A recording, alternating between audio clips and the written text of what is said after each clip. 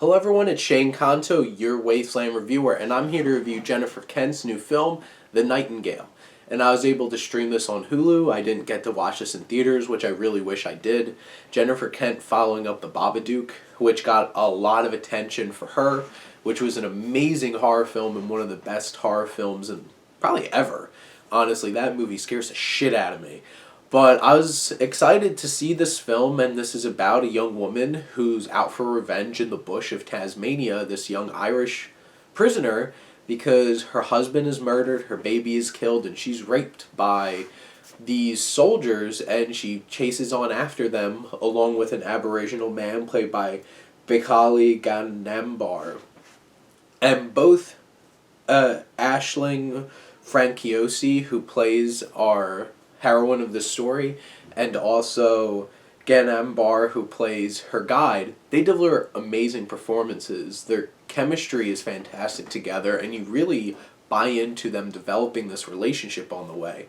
That starts very hostilely because this film not only dealing with this strong, well-written revenge story, but is able to really incorporate these themes of racism, and it never feels like it's at the detriment to the greater story of this revenge story. It feels like it builds on top of it.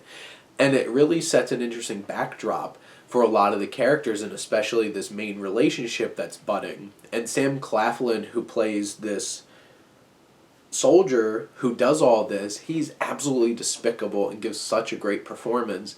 And I was in it from start to finish, this 2 hour and 16-minute film of wanting to see this revenge play out. And there are some really intense moments. This scene, like that I mentioned before, that's really the crux of the story that starts it all, is really hard to watch. And a lot of the sequences where this young woman is dealing with these visions, and it's kind of horrifying, and you can see those roots that Jennifer Kent brought in The Babadook over to this. But this is more of a human horror of how badly people could treat people.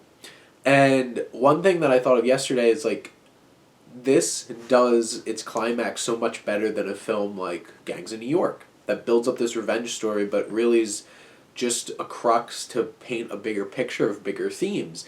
And where that third act feels so messy, this feels organic and builds up to a point and is so satisfying.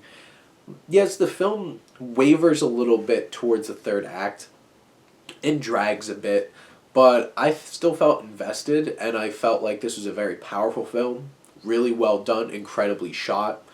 The music really worked to the film's advantage, but Kent does a fantastic job of writing this story and in really incorporating these meaningful themes and creating a thriller that will keep you on the edge of your seat, but also has a lot to say.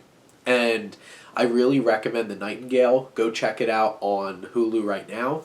But let me know what you think. Comment below. But thank you as always for supporting your Wasteland reviewer.